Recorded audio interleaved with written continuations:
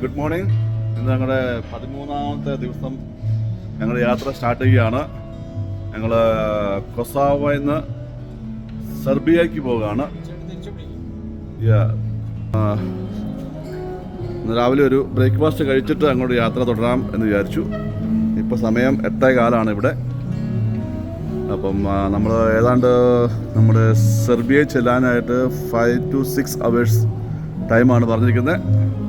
Reji okay അല്ലേ? സൗജായ okay അല്ലേ? സൗജേട്ടാ നിങ്ങൾ ഹാപ്പി? എല്ലാവരും ഹാപ്പി. ഞങ്ങൾ ഹാപ്പി ഫുഡിൽ നിന്ന് ബ്രേക്ക്ഫാസ്റ്റ് കഴിച്ചിട്ട് പോകാമെന്ന് കരുതി. Okay see then by.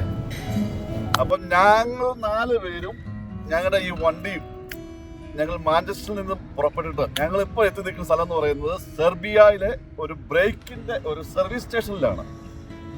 ചെറിയ കാറ്റുണ്ട്. ഞങ്ങൾ ഡയറ്റൊക്കെ ആയതുകൊണ്ട് ഞങ്ങളുടെ ലഞ്ച് ഇങ്ങനെയുള്ള ചെറിയ ഫ്രൂട്ട്സ് ഒക്കെയാണ് ഞങ്ങളുടെ ലഞ്ച്. സലാഡ്, പുല്ല് ഇതൊക്കെ കഴിച്ചാൽ ഞങ്ങളിങ്ങനെ എൻജോയ് ചെയ്ത് അങ്ങ് പോവുകയാണ്. ചെറിയൊരു കാറ്റുണ്ട് ഇവിടെ, അതുകൊണ്ട് നിങ്ങൾക്ക് കേൾക്കാൻ പറ്റും. പക്ഷേ ഈ ബാക്ക്ഗ്രൗണ്ടിൽ നിന്ന് ചെറിയ റൂള കാറ്റിന്റെ താളം. അപ്പോൾ ഞങ്ങൾ ഹാപ്പി ആയിട്ട് പോകുന്നു.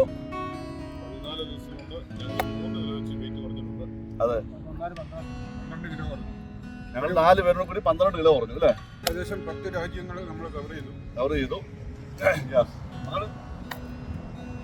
അപ്പോൾ നിങ്ങൾ ഹാപ്പിയാണോ? സോഫാർ ഹാപ്പിയാണോ?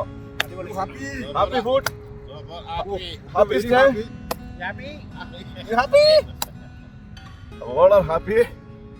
അപ്പം നമ്മുടെ സുഹൃത്തുക്കൾ ഇരിക്കുന്നു. ഷോയിച്ചന്റെ കയ്യിൽ മുന്തിരിങ്ങ, റജിയുടെ കയ്യിൽ മുന്തിരിങ്ങ,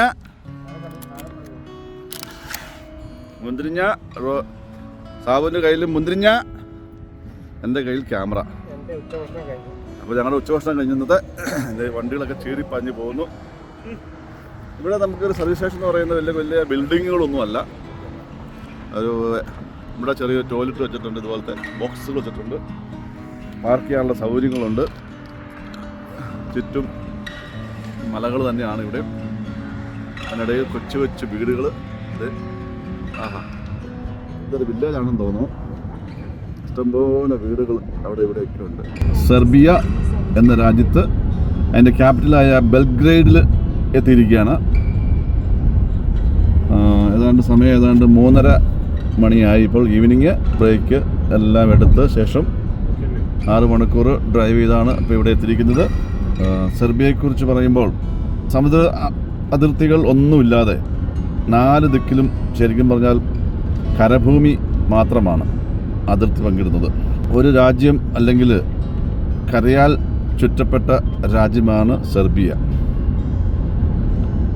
വടക്ക് പനോണിയൻ തണ്ടയിലെ സമതലങ്ങളും കിഴക്ക് കുന്നുകളും തെക്ക് പർവ്വതങ്ങളും ഉണ്ട്.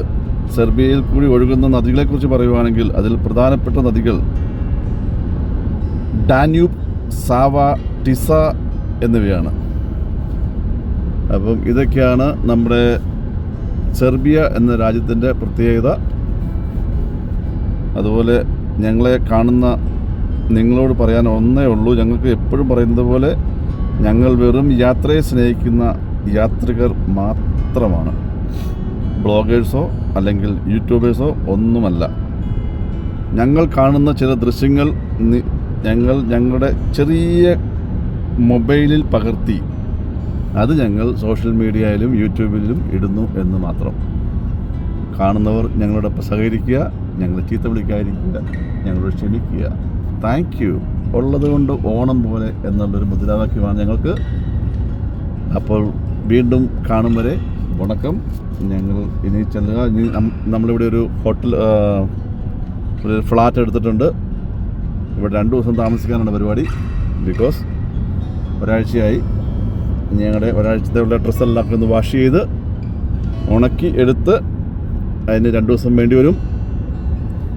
അപ്പോൾ അതിൻ്റെ ഏതാനും ഈ നമ്മുടെ ക്യാപിറ്റൽ സിറ്റിയായ ബെൽഗ്രേഡിൻ്റെ ഏതാനും ചില ദൃശ്യങ്ങളാണ് നിങ്ങളുമായിട്ട് ഇപ്പോൾ പങ്കുവയ്ക്കുന്നത്. അപ്പോൾ ഇന്നത്തെ ഞങ്ങളുടെ ഡിന്നർ ഇവിടെ റെഡി ആയിട്ടിരിക്കുകയാണ്.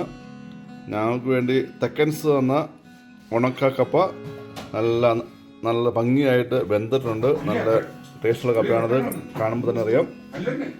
അതുപോലെ ഞങ്ങൾ ഇവിടുന്ന് ലോക്കൽ ഷോപ്പിൽ നിന്ന് മേടിച്ച സാൽമൺ കറിയാണിത്. അപ്പം മീൻകറിയും ഉണക്കപ്പ പുഴുങ്ങിയതുമാണ് ഇന്നത്തെ ഞങ്ങളുടെ ഡിന്നർ. ഇത് കഴിച്ച് ഞങ്ങൾ സുഖമായിട്ട് ഉറങ്ങാൻ പോവുകയാണ്. അപ്പം thank you very much. Signing off from the great round road trip team.